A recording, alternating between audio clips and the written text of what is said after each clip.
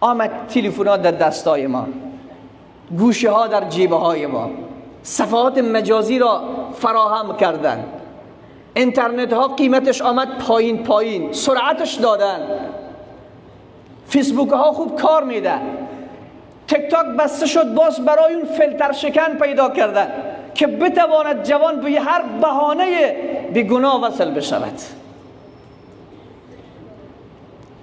امروز زمینه فساد و فحشا برای جوانان مهیا، هرچی عالم داد میزنه، گلون علما ورم کرده از دسته که صحبت کردن، ولی نتیجه خیلی کم است. یک تلویزیون 20 میلیون پیروان داره، یک عالم به 1000 نفر خلاصه می شود در اطرافش، اون هم 10 نفر عمل میکند، دیگه 990 نفر دیگه به او عمل نمیکنه. هست یا نیست؟ با آواز بلند میشنن.